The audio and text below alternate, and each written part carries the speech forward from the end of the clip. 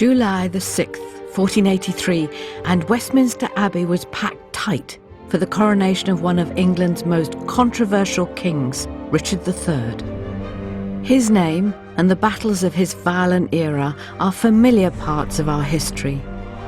Towton, Bosworth, the Wars of the Roses, when the rivalry between two great dynasties tore the nobility apart.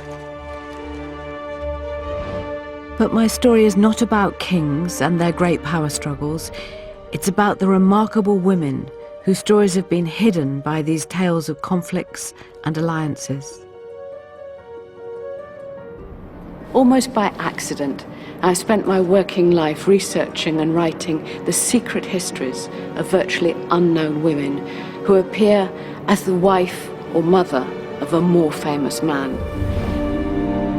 3 of them in particular have fascinated me for years.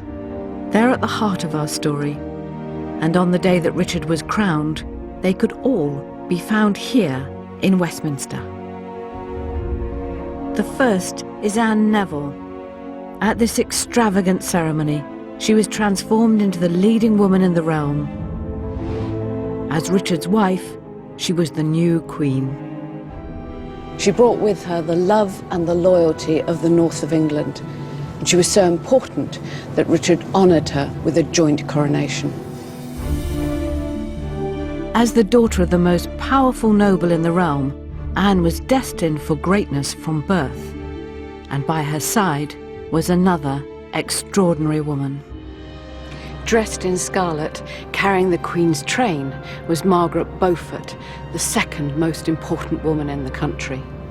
She had deliberately placed herself at the heart of this new court. Margaret's ambitions were bound up with her only son, Henry Tudor. Never far from the centre of power, the Margaret I know was a skilled politician who believed herself guided by God. And out of sight, at this great occasion, was the third woman. Hidden in the sanctuary of the Abbey in fear of her life was Elizabeth Woodville, the former Queen of England and Richard's declared enemy. She had risen the furthest and fallen the hardest. Elizabeth was the commoner queen, an English beauty who enchanted a king. This is my chronicle of these 3 women, the former queen, the new queen, and the woman who planned to be greater than them both.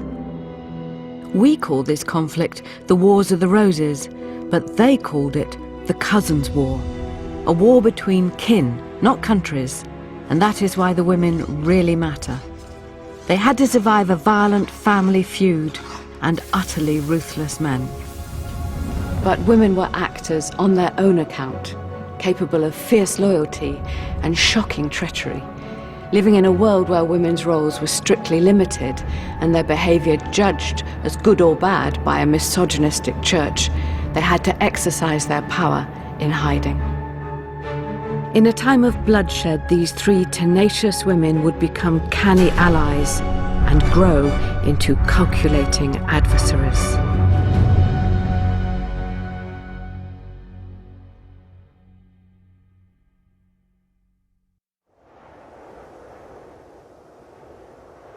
Here, in windswept Wales, 30 years before the Cousins' War met its bloody climax, a fragile 12-year-old girl was facing a new life, a new home, and a new husband, a man twice her age who she barely knew.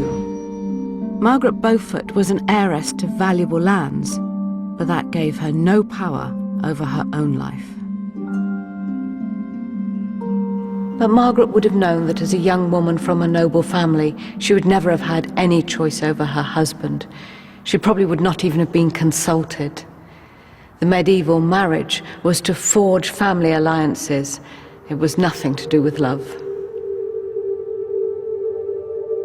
With no control over her own destiny, Margaret turned to God at a young age. Later in her life, this devotion would earn her respect and status. But as a child, Margaret's fate had been decided by no less than the King of England, Henry VI. He had given her in marriage to his half-brother, Edmund Tudor. The aristocracy in the late Middle Ages were a social and political elite, and they were always seeking to increase their land holdings and increase their status. So they did this by securing desirable marriages to other aristocratic families. Margaret Beaufort was a very desirable commodity in the late medieval marriage market.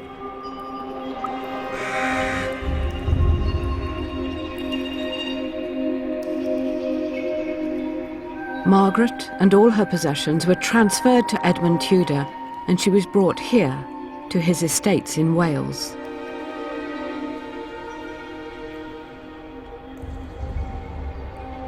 At 12 years old, Margaret was old enough to marry, but she was small for her age and still a little girl. Even her contemporaries would have thought that she was too young and too physically undeveloped for the marriage to be consummated.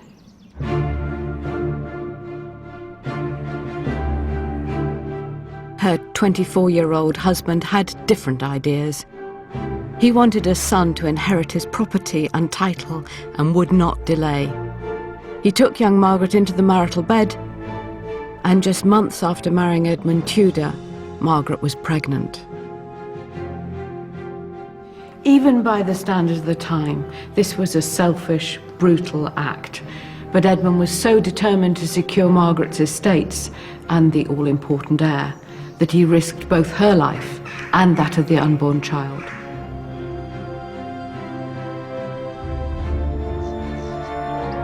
Margaret might have been forgiven for cursing the man who had ordered her into this frightening life, but she didn't. She remained fiercely loyal to Henry VI, the king who was now her brother-in-law. Henry VI had reigned for over 30 years. He sat on the throne alongside his wife, the formidable Margaret of Anjou, not only as ruler of England, but as head of a great dynasty, the House of Lancaster. But Henry's reign was troubled. His nobles thought him feeble and unstable. His weakness encouraged disagreement at the highest levels of English society and strengthened the ambitions of another English noble line, the House of York. Lancaster against York would scar England for decades to follow and overshadow the lives of our three young women, Margaret Beaufort, Anne Neville, and Elizabeth Woodville.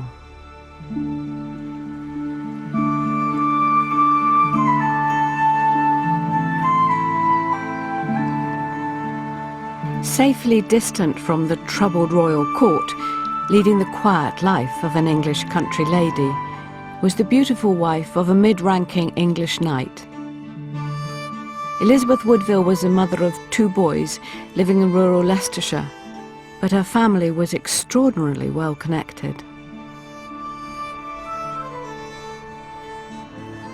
Elizabeth's parents were leading lights at the court of Henry VI because her mother, Jacquetta, was born into the royal house of Luxembourg, an ancient European family who could trace their lineage back through recorded history into myth.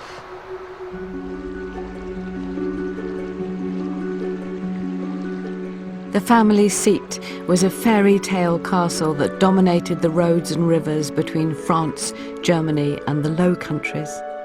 And as a child, Elizabeth must have heard the whole family story from her mother, Jacquetta, a story wrapped in magic and mystery.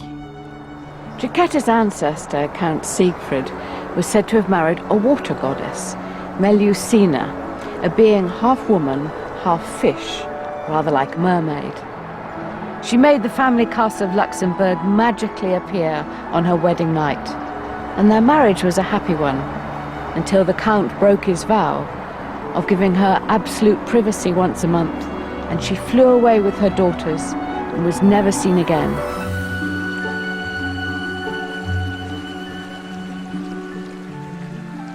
This was an age when people believed in the power of the supernatural. Their connection with the Water Witch would have given the Woodville women a strange and mysterious allure.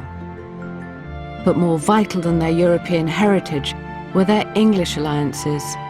Known as the Rivers family, They were Lancastrian loyalists, steadfast followers of the King Henry VI.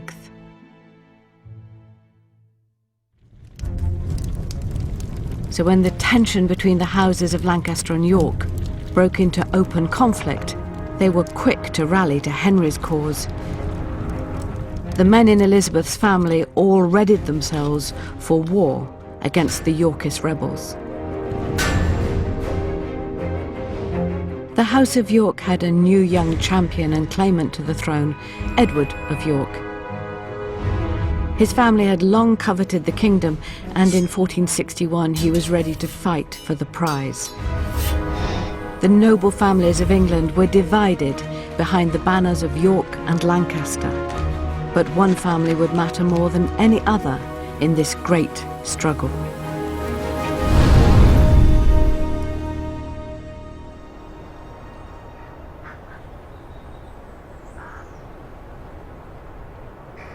The family of Anne Neville.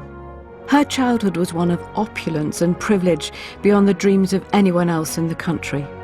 She was the youngest daughter of Richard Neville, the wealthiest noble in England, with a fortune that put him at the centre of English power politics. Anne was born here in Warwick Castle, the main power base of her spectacular father, Richard Neville, Earl of Warwick. He was, without question, the supreme noble in England, and starting to be thought of as greater than the king himself. Warwick controlled lands from the south of England all the way up to the border with Scotland, mostly concentrated in the north and the Midlands, but there were some quite powerful estates down in the south too. So effectively you could draw a line from London to Berwick, which would always go through lands owned by him. Warwick's standard, the bare and ragged staff, would have been known to almost everyone in the country, a symbol of his unrivaled power and influence.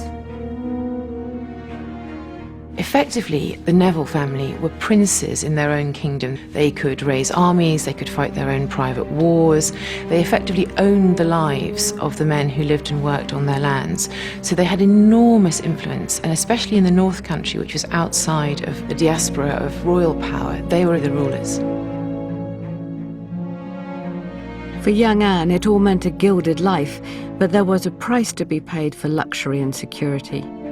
She may have been his daughter, but for Warwick she was also a valuable piece to be played in the complex game of aristocratic alliance. Anne had no brothers. She and her sister would inherit everything. Even when they were tiny, the entire nobility could see their unequalled marriage potential and eyed them up as valuable wives for their sons. Anne was one of the two most desirable heiresses in England, and making a good marriage alliance for her was one of the principal political decisions for Warwick. He had aspirations to be as close as possible to the throne. And in an age when all politics was family politics, dynastic politics, it was clear that his two young daughters were going to be very important parts of that strategy. But right now, the Earl of Warwick was engaged in a different strategy: how to topple a king. His sympathies and ties were with the House of York, and he threw his considerable power base behind Edward, backing his challenge against the Lancastrian king, Henry VI. War was now inescapable, and taking sides as the violence escalated were our three young women. Anne Neville, daughter of the mighty Earl of Warwick, and Elizabeth Woodville, the beautiful young wife of a Lancastrian knight, each had a life-changing stake in the outcome of these troubles. For Margaret Beaufort, the pious child bride, life had taken a menacing turn. A long way from family and friends, and with war looming, Margaret Beaufort had endured terrible suffering. The husband who had forced her into pregnancy was dead, a victim of the plague, and she had another great burden. Aged 13, she was now a mother. In the cold gloom of Pembroke Castle, Margaret had faced the most dangerous moment of any medieval woman's life, the ordeal of childbirth. Childbirth was much more dangerous in the 15th century than it is now. We estimate that about 1 in 10 women died in childbirth. There was nothing they could do about very common complications like eclampsia and hemorrhaging. If you hemorrhaged, you died. If the baby got stuck in the birth canal or was a breech presentation, there was almost nothing they could do. They could do a cesarean, but only after the mother had died, because they understood that it would be fatal. So if you think about the number of things that we've got an answer to now, and think about the fact that they didn't have any answer to them then, you can understand what a dreadfully frightening experience it would have been for women. Margaret would have been acutely aware of the fatal dangers facing her as she went into labour, and because of her size, she was greatly at risk. The birth was long and difficult. Both she and the baby were expected to die. Margaret, small, still a child herself, was probably permanently physically damaged. She would never bear another child.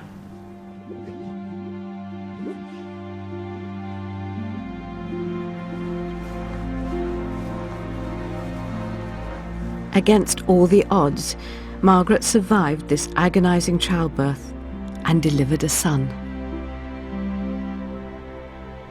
Unusually, she didn't christen him for his father, but chose instead a royal name. She called him Henry, after the child's uncle, the king, whom Margaret revered as a saint. Perhaps she felt, as she emerged from the ordeal of childbirth, that this baby who had caused her so much pain was destined for greatness. Why did this vulnerable young woman have such a determined belief that she and her child could rise so far? Her background was noble, but tainted. Just like the king, she was descended from Edward III through his third surviving son, John of Gaunt, Duke of Lancaster. But there was one major difference between her and Henry VI. The Beaufort line was a bastard line. Like many men of the time, John of Gaunt fathered illegitimate children.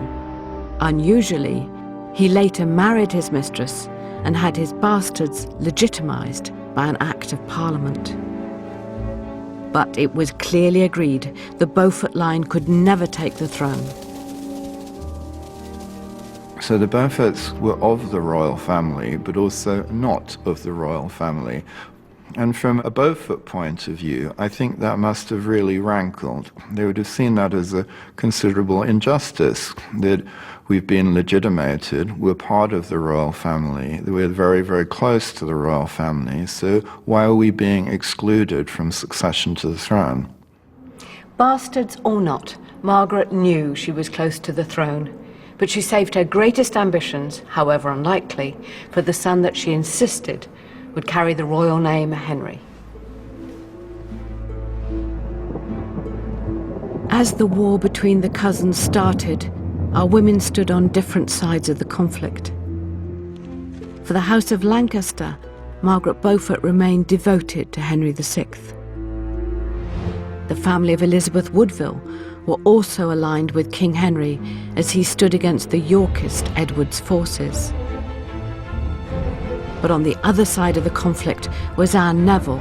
Her father, the Earl of Warwick, was Edward of York's main ally. All three women had to watch anxiously as the war that was going to determine the rest of their lives escalated from early skirmishes to its pivotal moment, Towton. Edward quickly gathered all his forces together and they met on the battlefield of Towton in South Yorkshire. And Towton was the bloodiest battle of the civil wars, of the whole of the Wars of the Roses. The Lancastrians and Yorkists probably put between 20 and 30,000 men in the field. But significantly, most of the English nobility was present at Towton. That's what really singles out Towton as a very special battle. This was the battle that was going to decide the Wars of the Roses. The Earl of Warwick had attracted the best soldiers and gunners to the Yorkist banner, greatly boosting their chances of success. Edward, who had been Warwick's military pupil, fought as always in the middle of his men, and he was a fantastic symbolic figure, tall, very good looking, and he fought with an axe with his standard behind him, a really inspiring figure to his troops. There was a high death rate, although no one knows exactly what the death rate was. The word went around 25,000 people died in the battle. Almost every great northern family lost a son. It was said that all the fields from Tadcaster to Towton, a distance of more than 2 miles, were filled with the bodies of dead men. It was a bloody but decisive victory for Edward. Towton was the moment, the battle, that actually secured Edward on the throne. It established the House of York. The slaughter at Towton toppled the House of Lancaster and King Henry. He fled into exile with his wife and son, but England had not heard the last of him or his cause. Young Edward of York was triumphantly crowned Edward IV, and our 3 young women experienced dramatic upheaval. Anne Neville's status rose with that of her powerful father, Warwick. He had made Edward's victory possible, and people now called him the Kingmaker.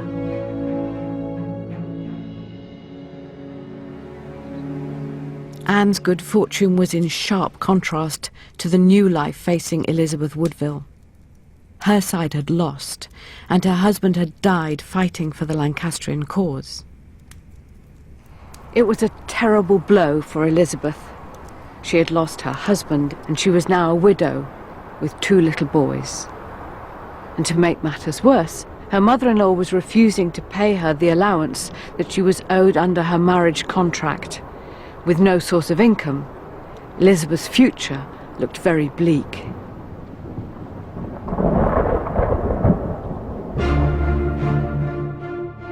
Also facing anxious times was the 17-year-old Margaret Beaufort. The king she worshipped almost as a saint had been deposed. Many of her family and allies were dead. Even worse, the future for the son she adored looked uncertain. The new king would control the destiny of wealthy young fatherless heirs. And Henry Tudor was a valuable prize. If a boy's father was dead, then care and custody of him, guardianship if you like, wardship, could be given or sold, because again, this was big business, to another noble. The noble would then be able to administer the boy's lands and also to dispose of him in marriage, which could be an advantageous business. In return, he was supposed to protect the boy's interests and teach him everything he should know. See that he was taught a certain amount of book learning, perhaps, perhaps things to do with the estate, but also, and most importantly, the art of war. Margaret Beaufort was powerless to prevent her son Henry from being moved into the home of one of the York King Edward's strongest supporters, the experienced soldier William Lord Herbert. In Herbert's household, Henry would have been given a basic military training, and we know that certainly from the age of 9, if not earlier, there was a regular exercise routine where these children were drilled, first of all, with wooden toy replica spears, swords, shields, and then the real thing.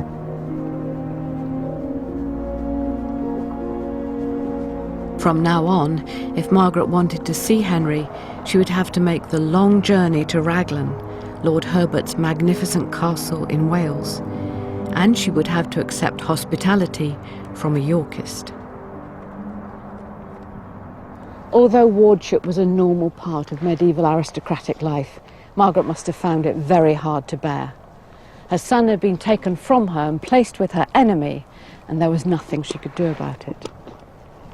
But in taking Henry out of Margaret's hands and putting him with one of his favourites, the king had merely underlined how important he was. We know that Margaret visited Henry at least once. She stayed with her son in Raglan Castle for about a week before she had to face the pain of separation once again. And I think it did affect her very strongly. It was her only child. She was not able to have another one. And their relationship had been forged in this time of terrible danger. First of all, she'd learned that her husband had succumbed to the plague. She was alone and vulnerable. And that gave an intensity to their relationship. And I think when they were then separated, it impacted on her a lot.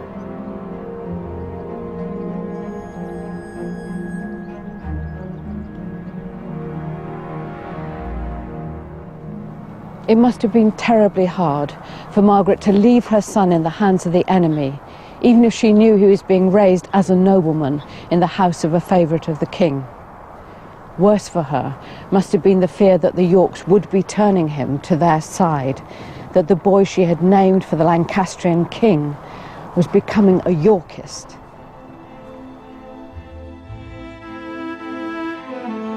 Margaret had dreams for her son that could only be realised through years of patient scheming. But immediate action was needed to save the children of the widow Elizabeth Woodville. Her husband was dead, she had no source of income, and she and her boys were facing ruin. To save her family, she was forced to turn to the man who had brought this misery on them, Edward, the newly crowned king. According to the traditional story, Elizabeth waited for Edward under an oak tree with her 2 fatherless boys. When the king appeared, she stepped forward and begged him to help her. Edward, a notorious womanizer, was so struck by Elizabeth's beauty, he fell for her at once. Edward did just fall hard for Elizabeth. It was love or lust, whichever way you care to look at it. She was beautiful, all reports say, and in the way that the age most admired. I mean, the age admired a willowy figure, golden hair, white skin, perhaps grey or blue eyes. Apparently powerless, without friends or family who could help her, Elizabeth's situation had seemed hopeless. But she still had one powerful tool available to her. In many ways, Elizabeth was trading her beauty, her sexual appeal, for great position, and good on her, really, because a woman didn't necessarily have very many weapons in the 15th century, and if she was going to try and carve her own place in the world, her looks and her allure were really one of the strongest tools she had. The young king may have assumed that he could have a secret affair. He'd had many lovers. Other women were happy to be his mistress. It was said that he went for women of all sorts, noble, lowly, married, unmarried. I mean, the chronicler does say, rather nicely, with, some admiration, that nonetheless he overcame none by force. He did all by, money and promises, but that having won them, he then dismissed them. Elizabeth resisted Edward's advances. Chroniclers at the time reported that she was so determined she held him off with his own dagger. There's stories that he held a knife to her throat, that she held a knife to his throat, but that either way, she said, if she was too low to be his wife, she was too high to be his concubine. And that might have appealed to Edward. In Elizabeth, he'd met a woman who was not prepared to be dismissed.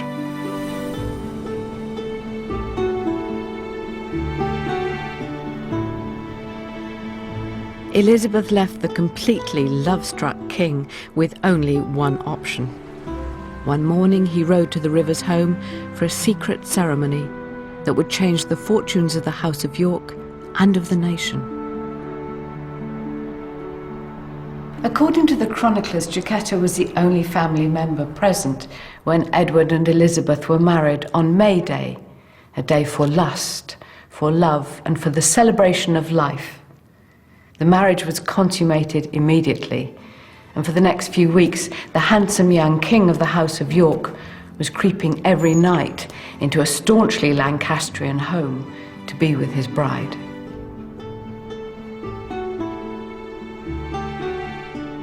Elizabeth's mother must have encouraged this secret passion because she knew that their marriage could reap enormous benefits for the Woodville family and pave the way to Elizabeth's role as the first woman of England. If Edward could keep his throne, she would be queen. But Elizabeth's new husband, the king, had underestimated the outrage his marriage would cause, especially amongst powerful nobles like the Earl of Warwick. When the news escaped, when Edward told the council, they and his family were absolutely horrified. Kings were supposed to make a big public marriage with a foreign princess for the advantage of the country, not make a love match.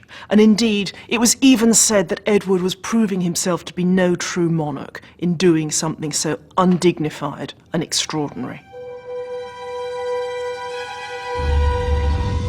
In the eyes of the English nobility, she was wrong on practically every count.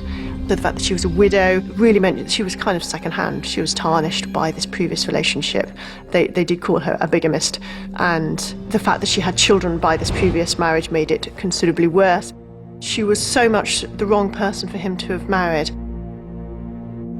Edward's choice of bride was not just scandalous, it was deeply offensive to the man who had made him king in the first place, Warwick, the kingmaker.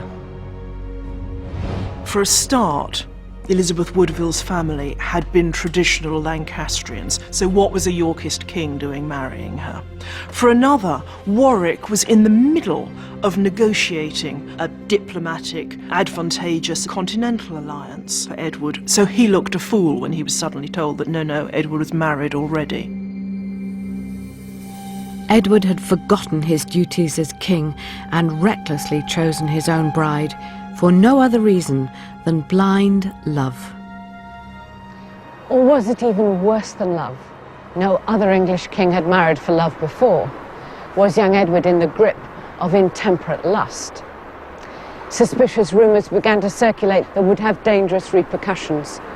Perhaps some malign influence was at work. Some people even suggested that Edward had been seduced by witchcraft.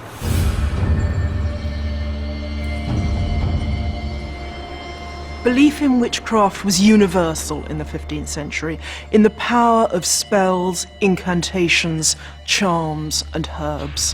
What's more, it was one of the few accusations from which even royal rank couldn't protect a woman.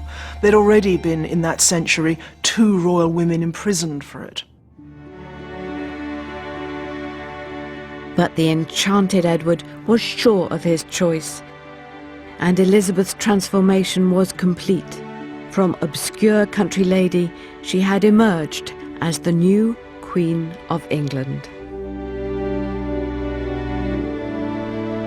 And in May 1465, Edward officially confirmed her status with a highly glamorous and lavish ceremony in Westminster Abbey.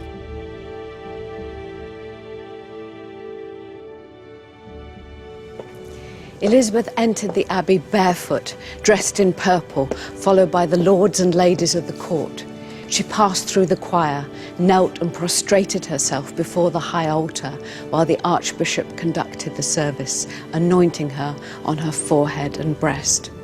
Then, after receiving the coronation ring on her finger and the crown on her head, she was solemnly led to the throne itself.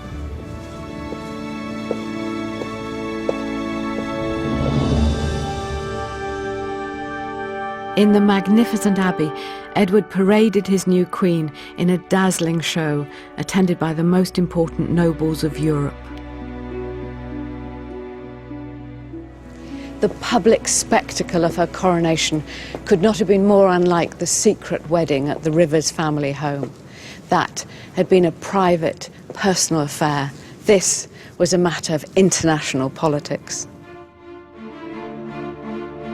As Queen of England, Elizabeth Woodville was the first of our women to win the highest position in the realm. Margaret Beaufort seemed further from achieving her aspirations than ever before. And Anne Neville had seen her father, the Kingmaker, sidelined by the new king. But he wouldn't take this treatment lightly. He was still the richest noble in the land, and he set out to prove it, with flamboyant demonstrations of his wealth.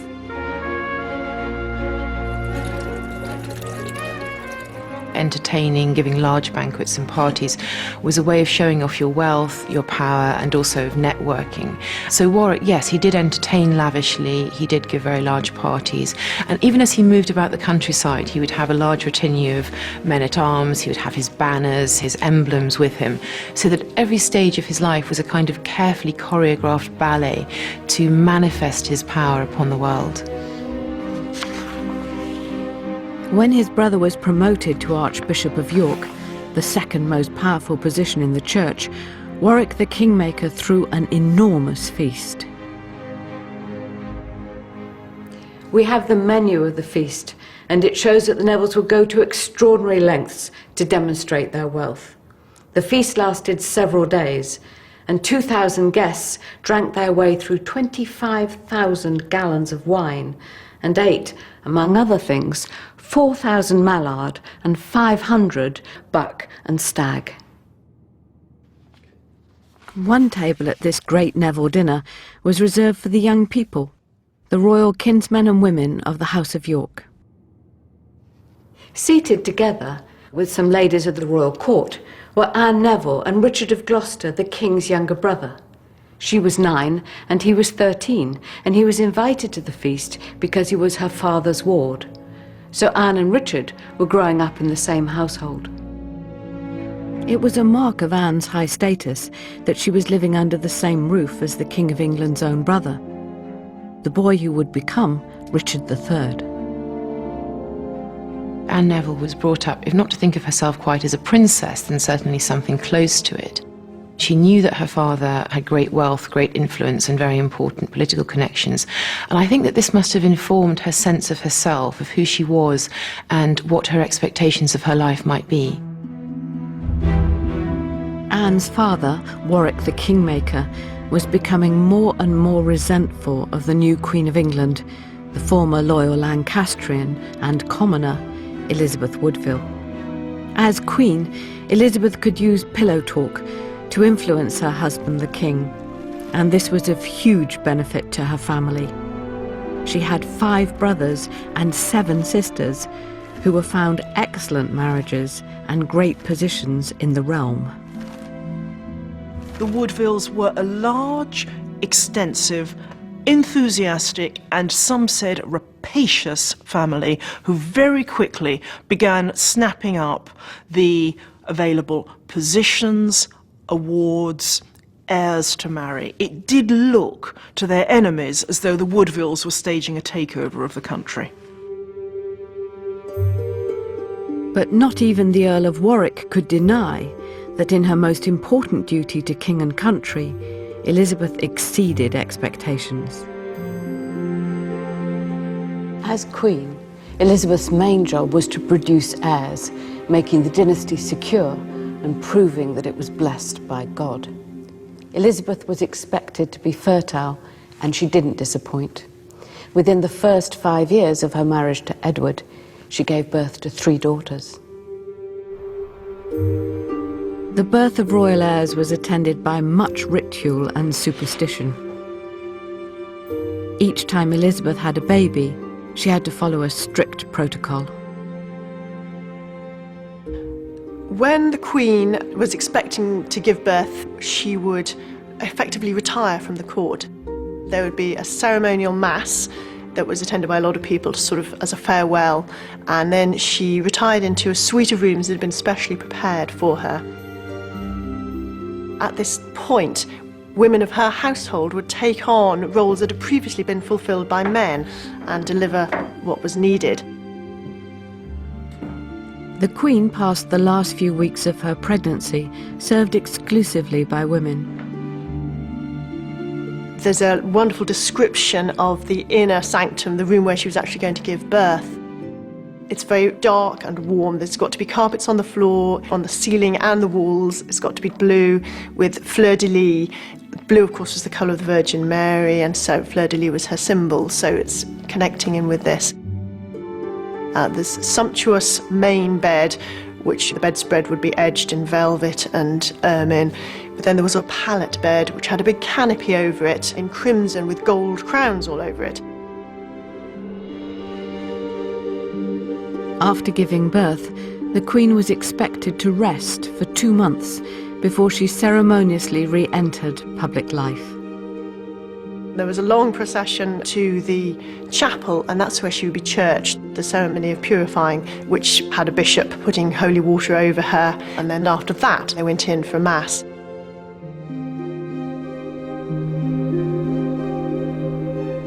All of this ritual was designed to celebrate the arrival of what might be the future king. For Edward, a usurper of the throne, these customs were a very public way to reaffirm his dynasty.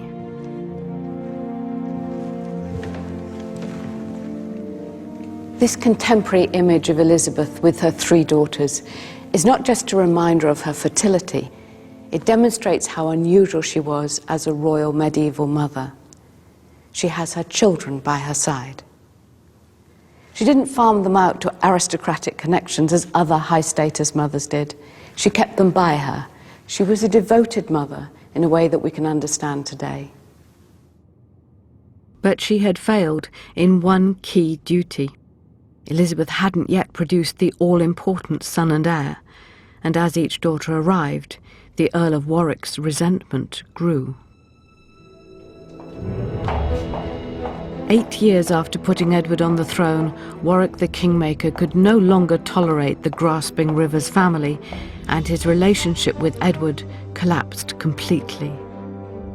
Warwick was deeply resentful that he had been replaced in the central councils of the king, indeed as the most principal supporter and subject and minister of the crown, by, in particular, Earl Rivers, Queen Elizabeth Woodville's father.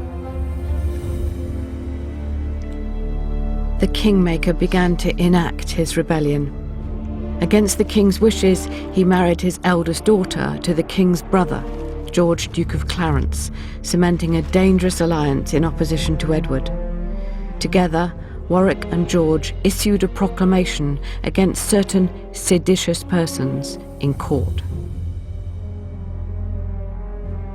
Warwick the Kingmaker declared that the king was being misled by these evil ministers. The government of the kingdom was falling into rack and ruin, and he, Warwick the Kingmaker, was going to put it right. After 8 peaceful years in England, war was looming once more. Having installed Edward on the throne, Anne Neville's all-powerful father now set out to remove him and seize control. When the Kingmaker took up arms against the king at Edgecote Moor, England was pitched into the most unstable time in its history. Once again, the families of these 3 women went to war. Anne Neville saw her father boldly turn against the king he'd once served. Elizabeth Woodville was about to pay an awful price for her meteoric rise to power. And Margaret Beaufort's adored son, who'd been growing up in the house of a Yorkist noble, was about to come under terrible threat.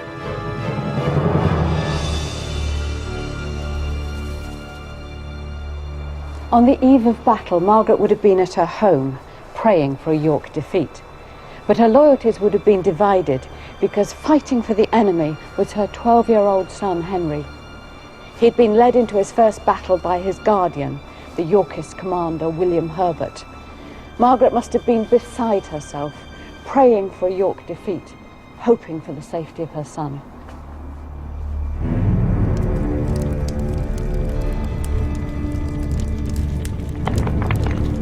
The battle was a disaster for York. Henry's protector, William Herbert, suffered an awful fate. He was overwhelmed by rebels, dragged away and executed by Warwick the Kingmaker. The boy Henry, who must have seen all this happen, was abandoned on the battlefield.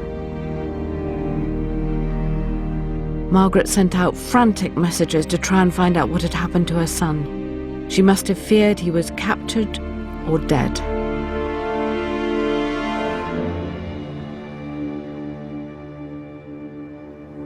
But the boy had been escorted from the battlefield in a state of terror.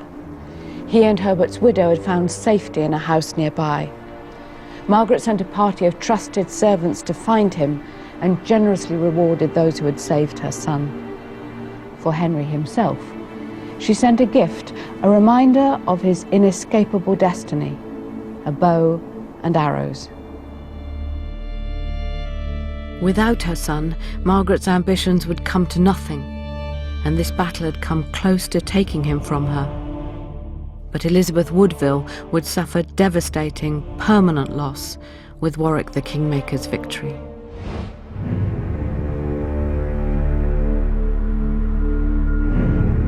Warwick's triumph meant that he became England's ruler. He captured Elizabeth's husband, the king, and imprisoned him in his castle. But his treatment of the Woodville family was much more savage. He seized the Queen's father and brother, and without trial or charge, had them beheaded. This was an act of pure revenge, driven by hatred and jealousy. Having dealt with the men of the family, Warwick turned his attention to the matriarch, Jacquetta. He sent an armed guard to snatch her from her home and imprisoned her here in Warwick Castle.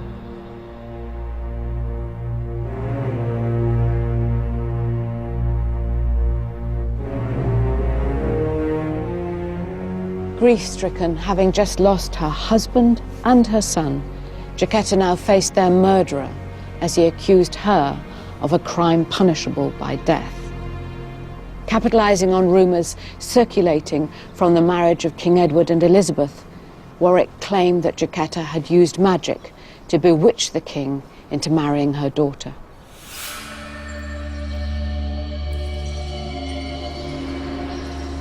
Witchcraft in the 15th century is the ability to influence what happens to another person, either by making them sick, making them love you or hate you, making them lucky or unlucky by cursing them.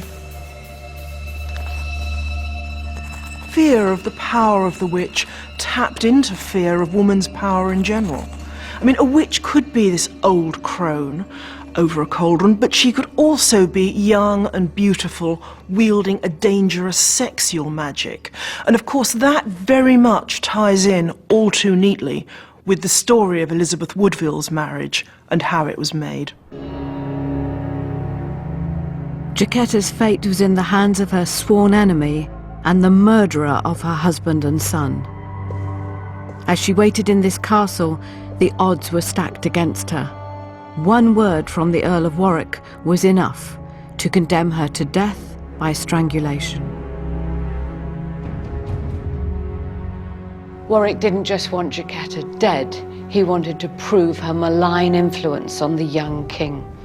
And he staged a full show trial with witnesses. He even produced two little figures, one representing the king and one the queen, which he claimed Jacquetta had bound together with witchcraft and sorcery.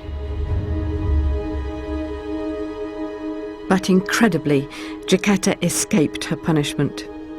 The Kingmaker realized he had overreached himself. He didn't have the support of England's political elite, and he was forced to set the king free. Edward intervened and cleared his mother-in-law's name, but the Kingmaker's accusations would have permanent consequences.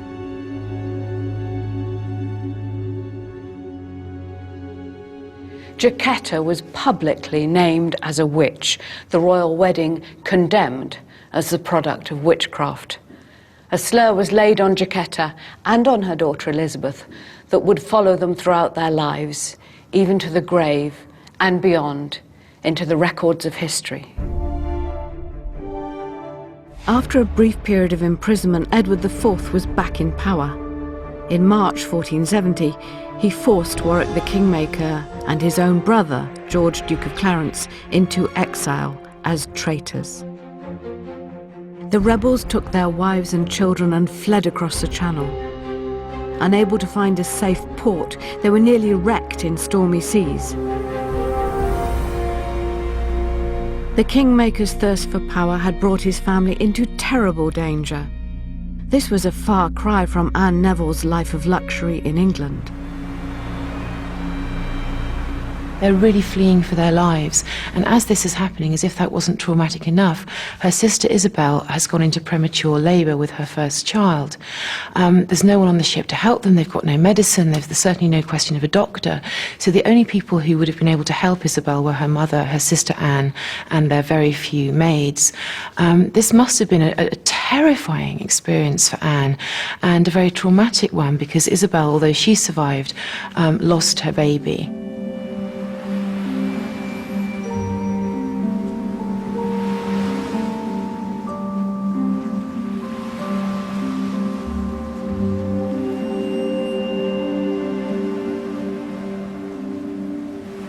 Anne's life of privilege was completely torn from her.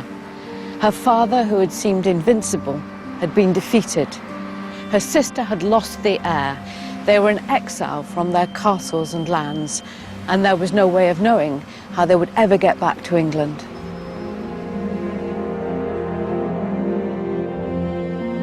Having dragged his family into this situation, Warwick needed a drastic plan to save them, and he found it. He would switch sides and forge an alliance with his enemies in the House of Lancaster. Warwick went to Margaret of Anjou, wife of the deposed Lancastrian king Henry VI, with an astounding proposal. Warwick's strength was always as a diplomat. He was brilliant at manipulating people. He was brilliant at making implausible alliances cement. And the idea he came up with in France was absolutely preposterous. He planned to marry his younger daughter, Anne Neville, to Prince Edward, the son and heir of Henry VI and Marguerite of Anjou. Warwick managed to convince Marguerite that the only future for the Lancastrian cause lay in this marriage.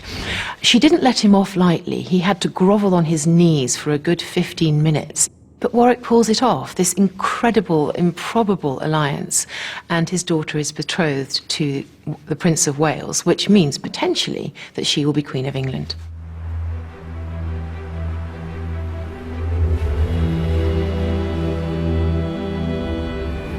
It was an extraordinary turn of events. Warwick was prepared to trade a lifetime of loyalty to York to see his daughter Anne on the Lancaster throne. Of course, nobody thought to ask Anne's opinion of this plan. It was not her choice. Her marriage was the key to reversing her family's fortunes and saving the House of Lancaster. The betrothal made, Anne's father left her in Normandy and returned to England, raising a huge army to destroy King Edward. Edward is completely caught unawares. It's one of those rare moments in Edward's career where he's been unable to second-guess his opponent. Luck has run out for him, and faced with his inability to put an army together in a short period of time, he and his closest advisors decide that flight is really the only option. Edward IV was forced to abandon his throne and the Yorkist cause and flee England. The Lancastrian king Henry VI was restored in his place. With her husband on the run, Elizabeth Woodville, the former Queen of England, was now in grave danger. Anne Neville's life had returned to its former glory.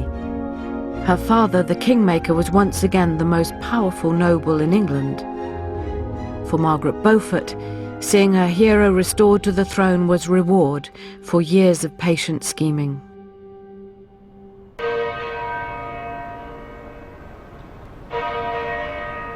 When her husband Edward escaped abroad, Elizabeth Woodville was left powerless, with nowhere to turn.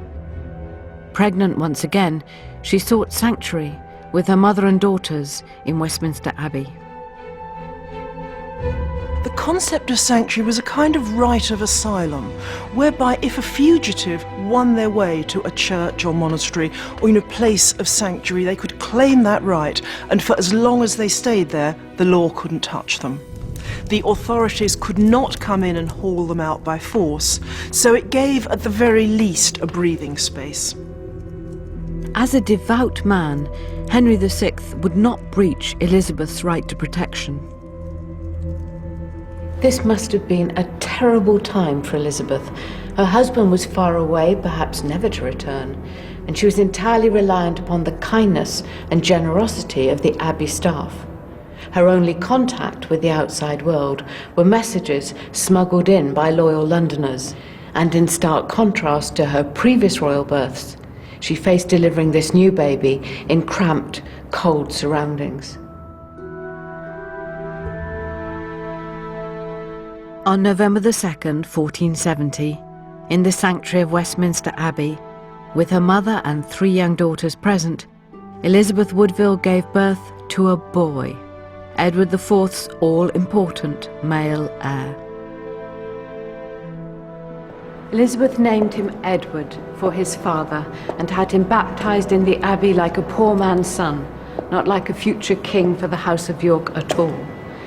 What should have been a moment of great rejoicing was actually a time of great anxiety. What would the future hold for this little boy?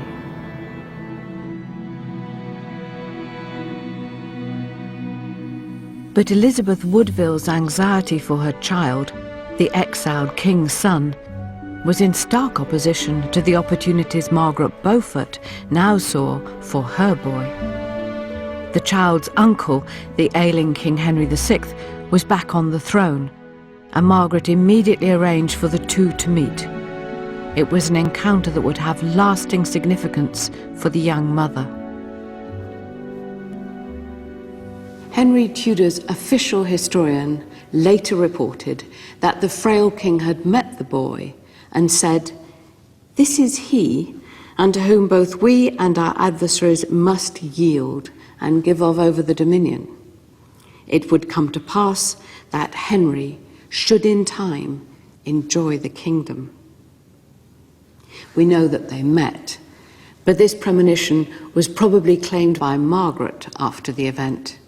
She believed that her son was the Lancastrian king's rightful heir and that one day Henry Tudor would sit on the throne of England. This was not yet Margaret's moment. Her ambitions for her son could wait. Her side, the House of Lancaster, was strengthened by a new alliance, the marriage between Anne Neville, the kingmaker's daughter, and the king's son and heir, Edward, Prince of Wales. At this moment it was Anne who seemed to have it all. Her father's plan to put his daughter on the throne of England was coming together.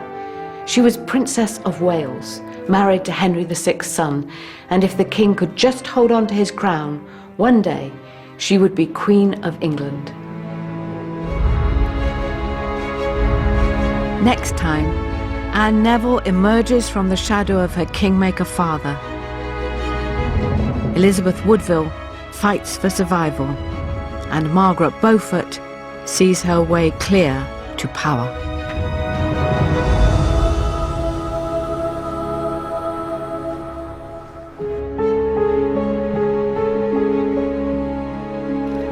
And if you missed any of BBC One's The White Queen, catch up with the series so far, available now on BBC iPlayer. Next tonight on BBC Two, memorable moments from Adele and Russell Brand. What a load of buzzcocks on the way.